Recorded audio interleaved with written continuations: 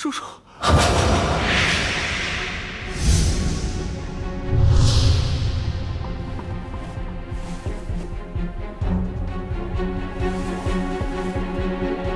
大大，如何？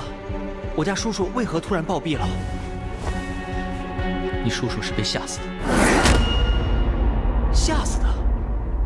如果我猜的没错，你叔叔是得了病，他的病因就是因为心中的恐惧，所以这是心病，加上他长期没有入睡，身体虚弱，所以产生了幻觉，看到夜莺大神来夺走他的性命，活活的被吓死了。夜莺大神究竟是什么来历啊？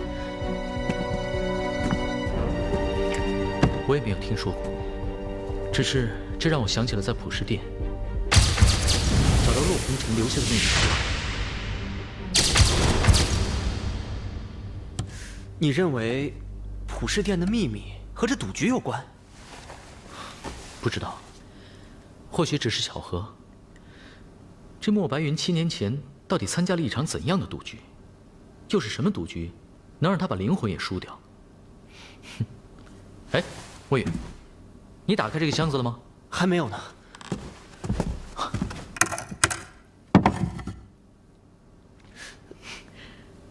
看来你的下半生不用愁了。这么多钱财，是不是要当我的大大了？哎呦，大大你就别取笑我了，我跟着你又不是为了钱。这是什么？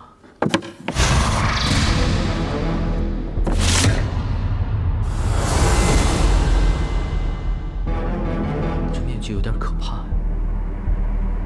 叔叔说，这是7年局的信物。看来为了莫白云的死亡之谜，我们要去一趟大漠了。嗯，我们？当然是我们一起了。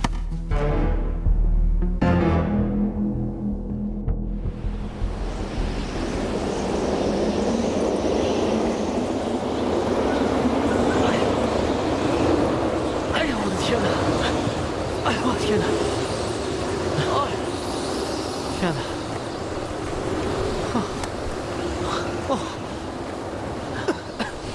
你看到什么了？哎，除了沙还是沙。你看到什么了？看到了雨，又好像没有看到。你说了等于白说嘛。天上虽然下雨，但等同没下，根本没有半点雨滴落在大漠上。这就是幻雨。听沙漠的商旅说，只要我们看到了幻雨，沙暴就不远了。沙暴来了，我们还找不到躲的地方，那就离死不远了。哼，大漠果然没有来错。我们先找个地方躲起来，把酒赏沙暴。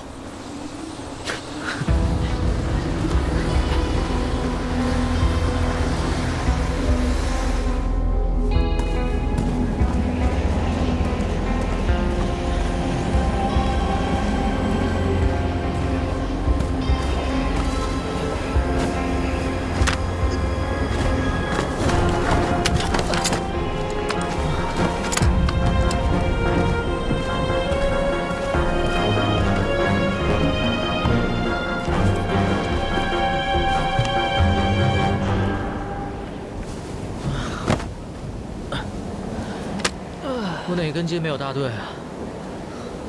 跟你来大漠送死。哎呀，也不知道是谁听到我要来大漠，便像吊死鬼一样跟在我后面不肯走的。哎呦，墨雨，你现在真是腰缠万贯了啊！说话都跟以前不一样了。这什么时候，主人变成吊死鬼了？哎呀，大大是墨雨失言了。不过大大明知这大漠绝非善地，却还要和墨雨前来，想必是想忘记慕容姑娘吧？慕容姑娘？嗯，哪个慕容姑娘？我不记得了。我来的大漠啊，只是为了修身养性，改掉自己这个多管闲事的毛病。哼，要狄仁杰不多管闲事啊，不如叫狗不吃屎呢。你不信我？赌10两白银，我不信大大不多管闲事。嘿，一张口就10两，你现在真是一身铜锈。从今天开始，我狄仁杰如果还多管闲事，就输你墨雨10两白银。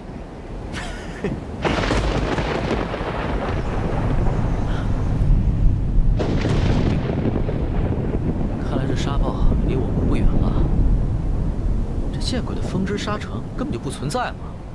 这是叔叔死前说的话，没道理骗我的。我们在大墓里见过的商旅，我都问过了，根本就没有人知道风之沙城。明天就是7月初7了，你准备怎么办？等过了这场沙豹不死，再做打算吧。叔叔死前的遗愿，我还是要替他达成的。喝几口马奶酒，吃一顿烤羊肉，咱们再慢慢的盘算着吧。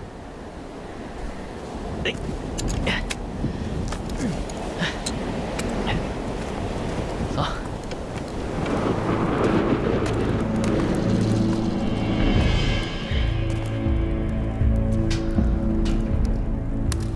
这地方还不错哈。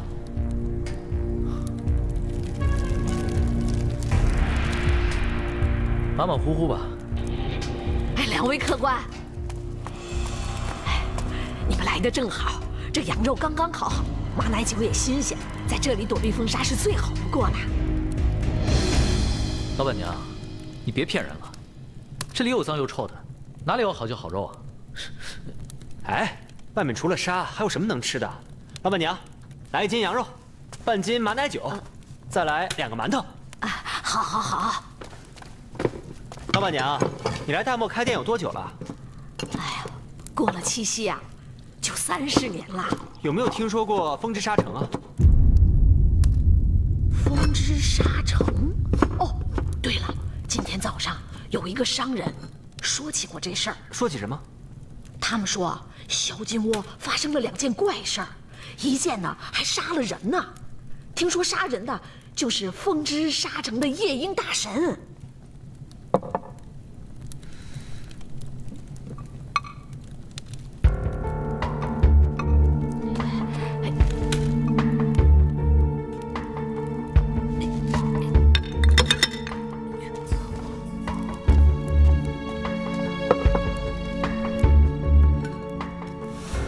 请问老板娘，萧金窝是什么地方？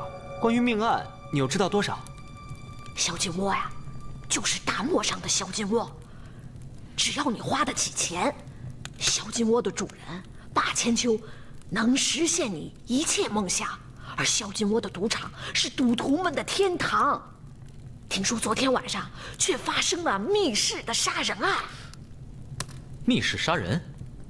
据说啊，萧金窝有一处招待贵宾的地方，叫极乐大牢，是建在地下的，日夜守卫森严，连苍蝇都飞不进去。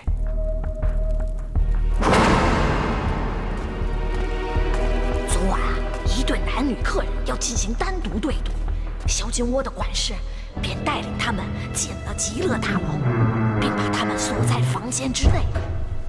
谁料过了约定的时间，这对男女客人却毫无声息，也没有要求离开。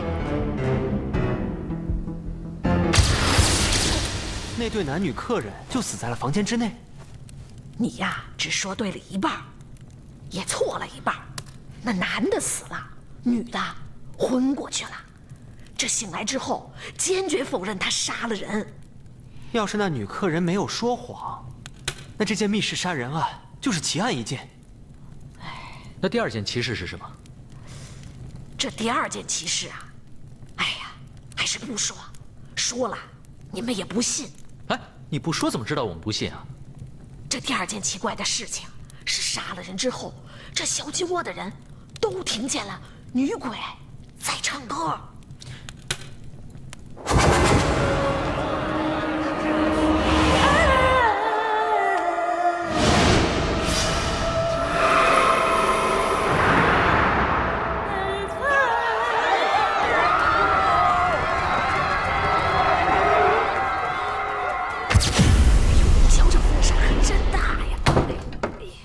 萧金窝死了人，又有女鬼在作祟，这地方是被人下了咒吗？正是啊，这风中重生，夜莺复仇，听说萧金窝遭了诅咒，这杀人的正是风之沙城的守护神夜莺大神。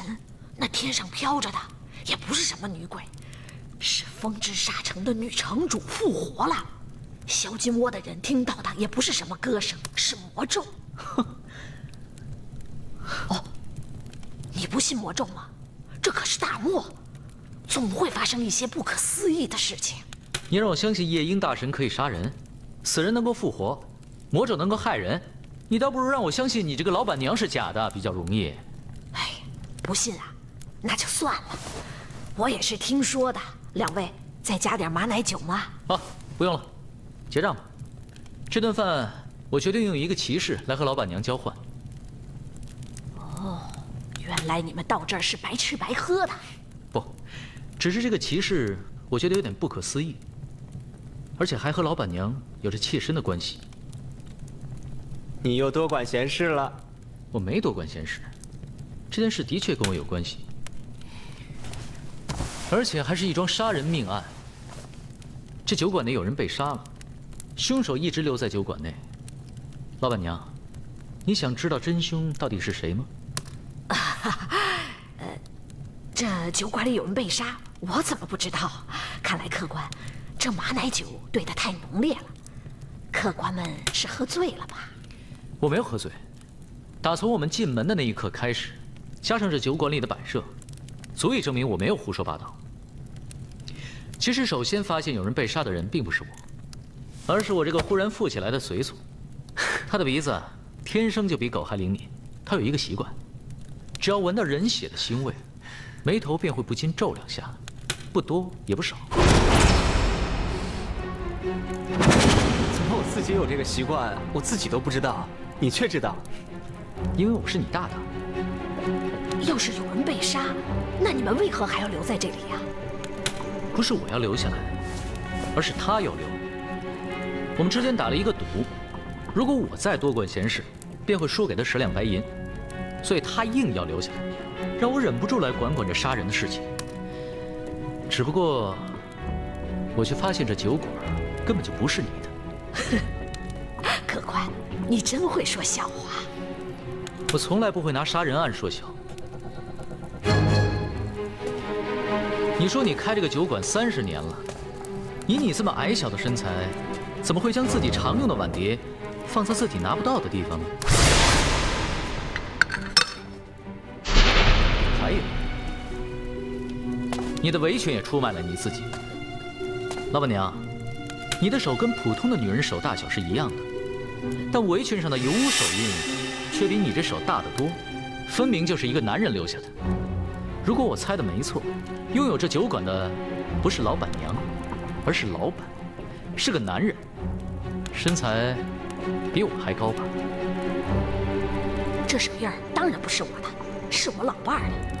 我说过，这酒馆打理了30年，但我没说过是我一个人打理的。平时啊，招呼客人、烧酒弄羊的，都是我老伴儿干。他的确呀，比你还要高大，所以呀，摆放碗碟的架子都按他的高度来做的。今天他在外面办事去了，还没回来呢。这也倒说得过去。那你为什么要将原本放在这里的菜牌移动到这里？对啊，为什么呀？就是为了掩盖他来不及销毁的证据。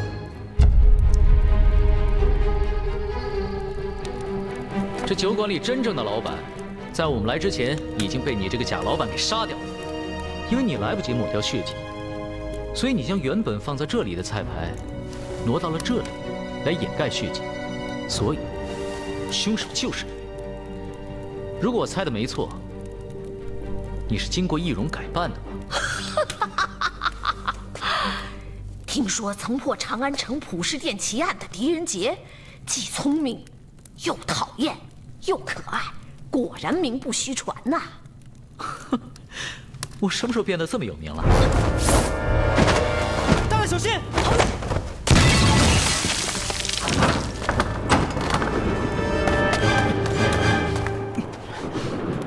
去看看。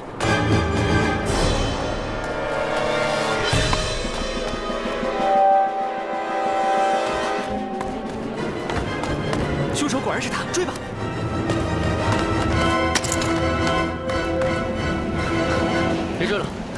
别追！一个武功如此高强的女人杀人，根本不用流一滴血，她为什么要把血溅到墙上呢？你不觉得她留下的线索也未免太过明显了？根本就是想让我们怀疑她。你的意思是，她有意让你怀疑她是杀人凶手，为的是什么？为的是勾起我们的好奇心，引我们到萧金窝去抓她。她之前跟我们讲萧金窝的杀人事件，也是同一个目的。这个夏老板娘，就是想引诱我们去萧金窝。我觉得这并非现实，分明就是冲着我们俩而来。她的动机是什么？不知道，但我敢肯定，依照这地上的脚印，就能找到萧金窝。可惜，你不去吗？那里可有风之沙城的消息啊！我最近听说有一只小猫，因为好奇心，一头栽进井里被淹死了，所以我可不想被好奇心害死。况且他说萧金窝和风之沙城之间有关系，我也不知道是真是假。再加上，如果我多管闲事，还要输给你10两白银，所以啊，这条路我也没心情。没兴趣走了。哎，来了，大大，跑，别跟着！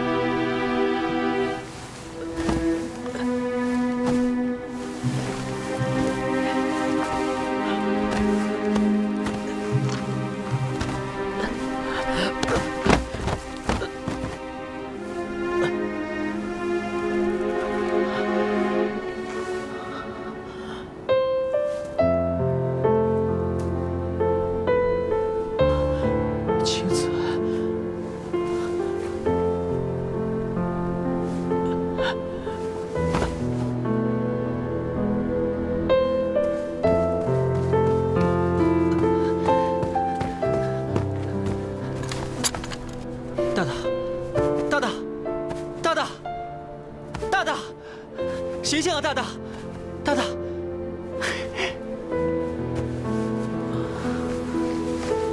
来，是你救了我？不是，我刚醒来的时候就发现你在这儿了。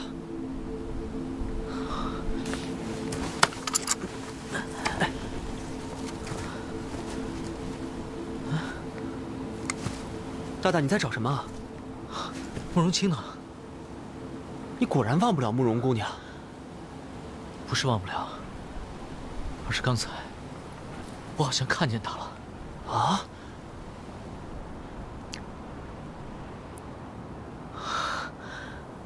你不会真的看见慕容清了吧？墨玉，你看，萧金雾。啊！没想到转来转去，我们真的来到了萧金窝。看来不论是天意还是人为，这条路你必须要陪我走下去了。但进了萧金窝，你还能不多管闲事吗？好，那我就输给你10两白银。我们赶紧过去吧。嗯。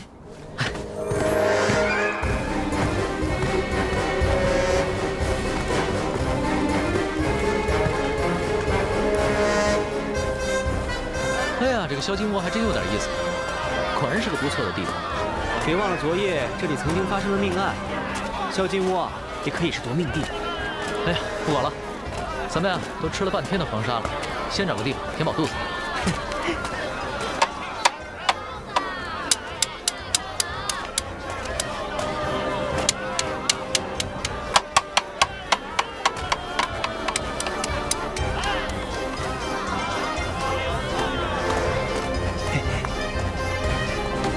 客官，请。这个菜真不错，来尝尝这个。小二，先来一壶店里最好的酒吧。请叫我店小三，我不是店小二，为什么要叫小三啊？不叫店小二？因为我的名字叫小三呐，所以礼乐门的人全叫我店小三。这里谁都知道，萧金窝礼乐门的店小三，对吃的是最有办法的。只要您能想得到，我就能做得出来。真的？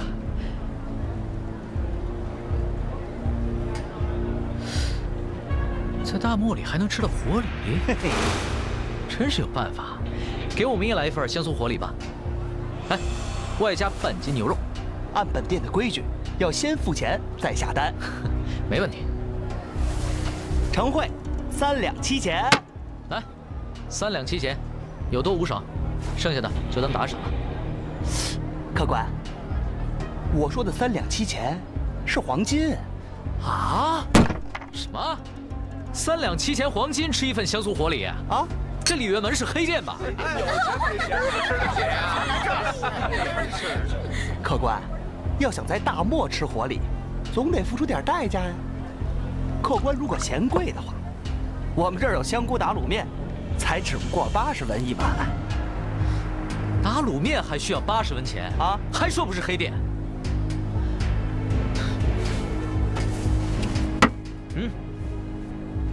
先下单吧，只要你回答我一个问题，剩下的就当赏钱了。客官，您请问吧。据说昨晚萧金窝发生了命案，有人被夜莺大神所杀，我想知道详细的情况。这个简单呢，不知道。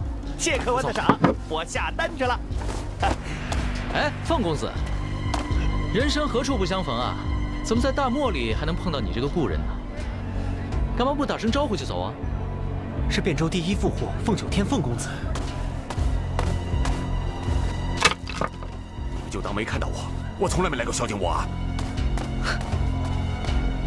看来萧金窝还真来对了，不仅大难不死，还忽然发了财。这萧金窝还真有点意思啊。走开！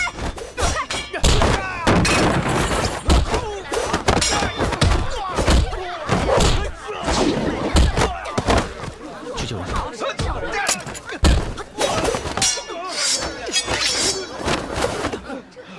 你未免下手也太狠了吧！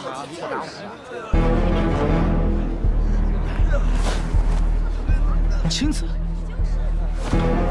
是你？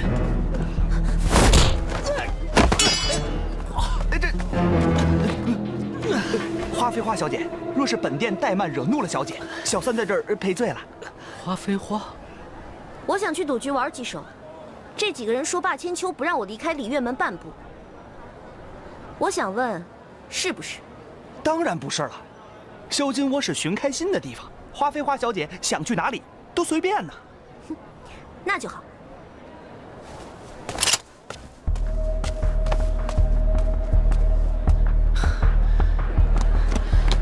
莫远，刚刚是我真的认错了。但是花非花不是慕容清，是他疯了还是我疯了？大大，先别乱，我也觉得她是慕容清姑娘。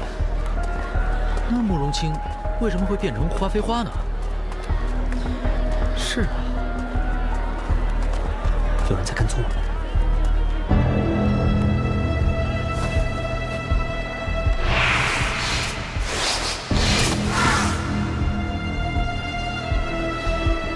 知道谁在跟踪我吗？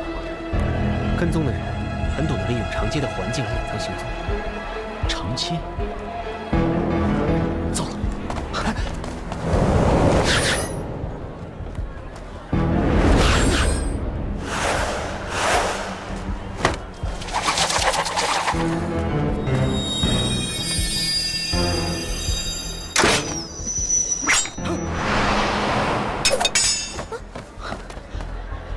凶手就在人群里，此地不宜久留，快走！站住！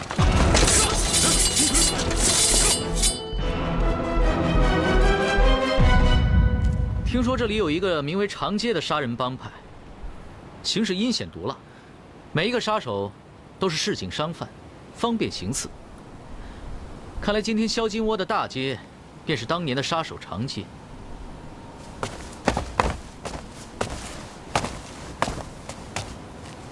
长街本就无处不在，而且每个城镇都有一条。只不过萧金窝的长街特别的长，他不想让你离开，谁也离开不了。所以还是请花飞花小姐最好依照霸千秋的意思返回礼月门。敢问一声，这位小姐究竟犯了什么事？霸千秋要软禁她。我的事情用不着别人管。 要去要留，谁都阻拦不了。哎，别冲动！住手！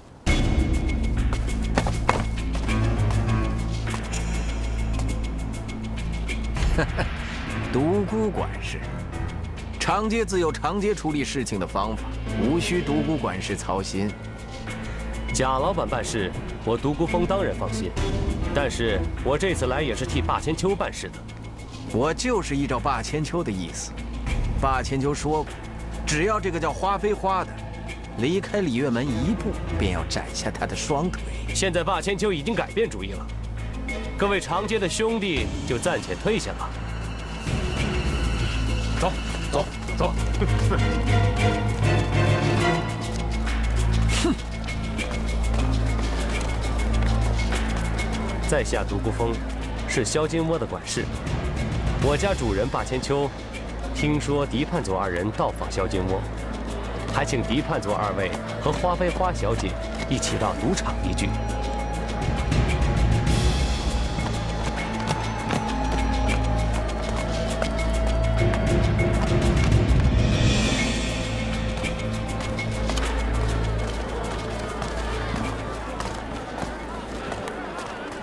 我敢肯定的就是慕容清，不是花飞花。那他这不是自欺欺人吗？ 慕容清虽然鬼主意特别多，但他没有必要在我们面前装成别人。他之所以装成花飞花，一定有他的道理。我们先不要拆穿他，看看情况再说。那也只好如此了。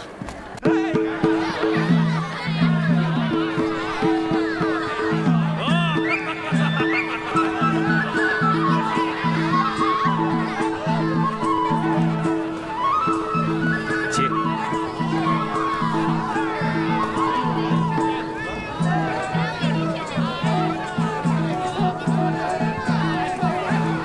没想到，这里还真是别有洞天呢。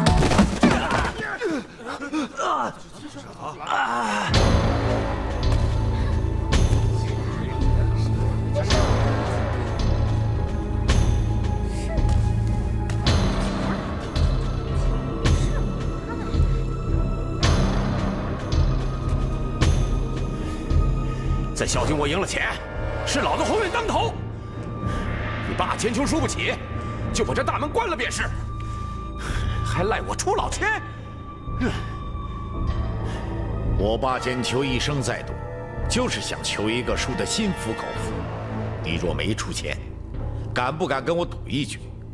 如果你胜出，这5万两你如数拿走，我再多出5万两，算作赔偿。赌什么？就赌你。 敢不敢在蛇神面前说一句：“你没有出钱？”所谓的蛇神，就是能够辨别真假的灵蛇。谁能够在说话之后探手到笼子里取出一颗小石头，而不被咬到的话，那他说的就是真话。相反，如果他被咬到的话，那他说的就是假话。半个时辰之后就会毒发身亡。 无药可救，这方法灵验吗？这就要看蛇神的意思了。我就不信，既然连人都能欺骗得了，却骗不了一条无知的小蛇。放开我！你要从笼子里拿出石头来，就算你赢。我最后再问你一句，你有没有出钱？没有。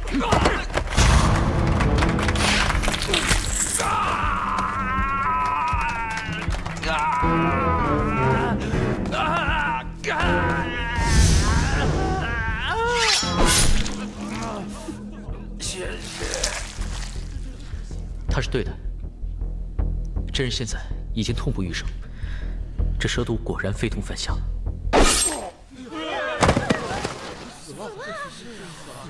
真扫兴！巴老大，贵宾都已经带到了。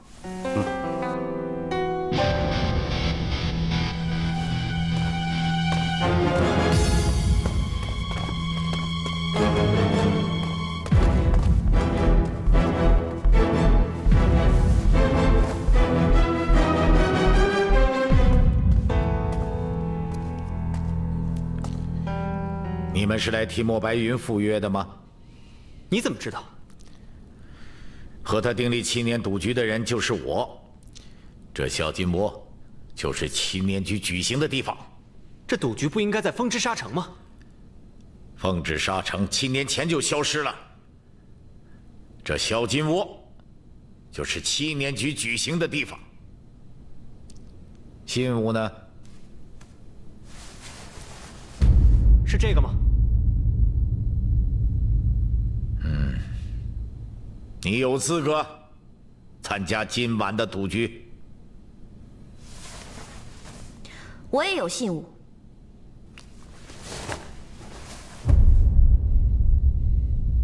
我也要参加7年赌局。这信物根本就不属于你。你们7年前的约定，只要是有信物的人，就可以参加7年赌局，否则，他们也不能够代替莫白云。就算你在7年局胜出，又能怎样？你知道你昨晚杀的人是谁吗？我没有杀人，还在狡辩。昨晚发生的命案，不是夜莺大神所为吗？哪有什么夜莺大神，就是他。为了得到7年局的信物，昨晚在我的赌厅杀了烈焰的儿子烈阳。我不知道烈焰是什么人，你硬要说我杀了他的儿子，我也不怕。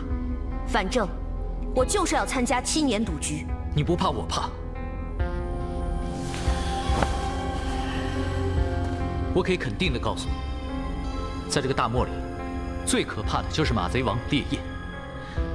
如果这世上真的有妖魔，那么烈焰，他就是妖魔中的恶魔。向烈火发誓，我要以萧金窝1成的鲜血来祭奠我儿子的亡魂。马贼王烈焰的武功深不可测，非常诡异，而且他的背后有数百名喜欢杀人的疯子替他卖命。如果我们找不到凶手，马贼王是一定不会善罢甘休的。马贼王想要杀的人，向来不超过3天。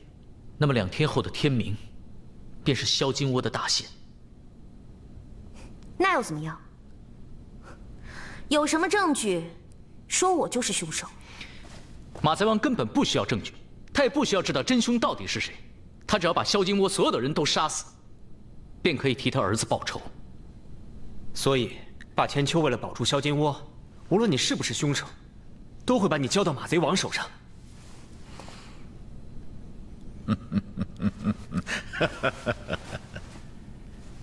你现在最好的自救办法，就是在马贼王来到萧金窝之前，找到杀他儿子的真凶。你刚刚说你这一生只求输得心服口服，现在还是吗？是。怎么？你要跟我赌一局？没错。如果在马贼王来到萧金窝杀人之前，我狄仁杰没有找到真凶，那么墨雨就输给你300两黄金。啊？为什么你输了要我付钱啊？难道你以为我会输啊？我的事情用不着闲人来管。我和霸千秋对赌的事情，也用不着你这个闲人来管。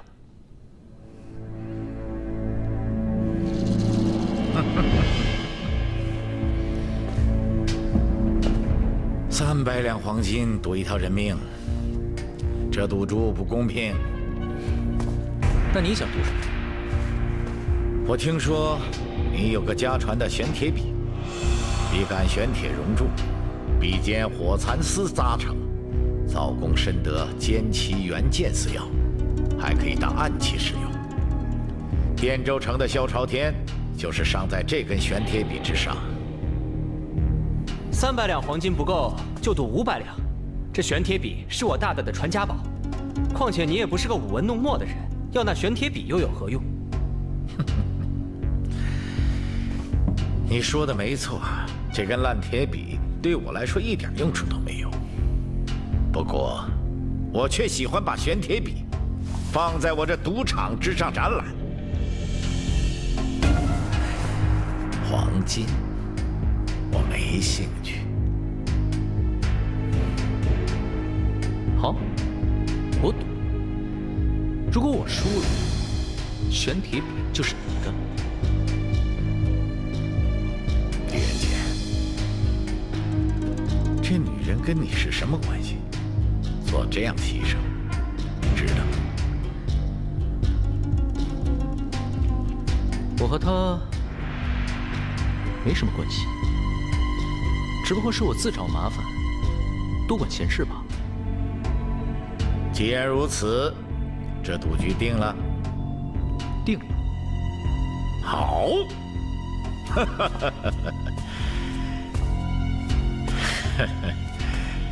只要华妃花不离开萧金窝一步，你便可以自由行走，也可以参加今晚的7年局。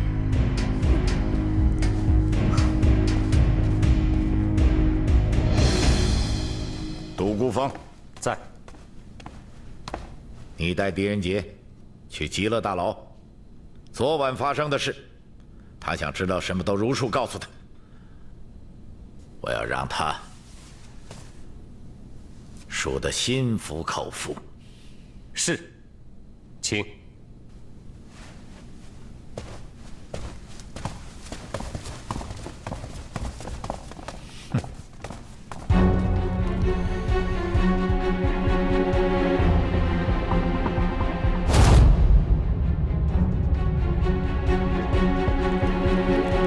极乐大牢就在这儿的地下，这里就是入口。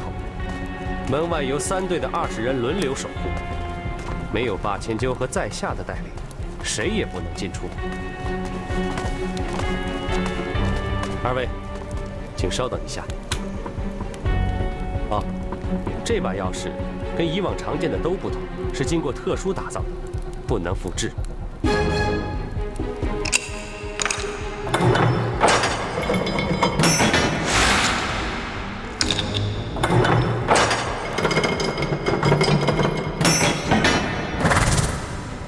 极乐大牢有点似曾相识啊。对，看起来很像普什殿嘛。昨晚带领花开花和烈阳进入极乐大牢的，就是在下。进入极乐大牢后，便是一座地下迷宫。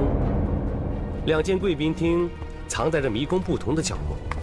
熟悉这迷宫路径的人，除了在下之外，还有霸千秋和霸千秋的前妻玉玲珑，以及长街杀手的头贾不仁。我把他们带到天字1号房，跟其他的房间一样，门是实造的，内外都能锁上，而钥匙只有2把，一样不能复制。因为花妃花姑娘不希望有人打搅赌局，所以我把钥匙交给了她，让她进入赌厅之后上锁，而另外1把则由霸千秋贴身守着。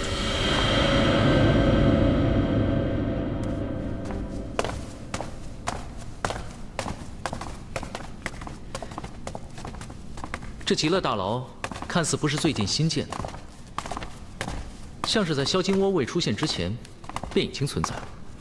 萧金窝是7年前才出现的，那萧金窝之前就是风之沙城吧？是的。那为什么风之沙城会变成萧金窝呢？和7年前赌局有关吗？这我就不知道了。独孤峰也是在几年前才跟随霸千秋的。那你为什么没有问过霸千秋？在下认为，好奇心重的人命都不长，所以有些事还是不问的好。多谢独孤管事提点，狄仁杰会小心的。那你们又是如何知道这烈阳已经死了？依照约定，这个赌局是1个时辰，1个时辰之后，我就来到门前等候，但是一直没有人开门，所以我就敲门，但是里面也没有任何动静。再后来，我就听到了女鬼的歌声。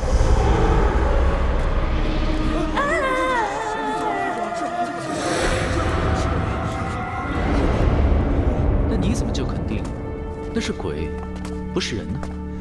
因为这种歌声就好像有人在我耳边唱，又好像来自四面八方。事后我才知道，原来除了我，极乐大牢外大街之上，几乎整个萧金窝的人都能听到女鬼的歌声。那歌声的内容是什么？我听不懂。有人说那是失传已久的大漠古语。等我回过神，想去找霸千秋的时候，谁知道我却看见了女鬼。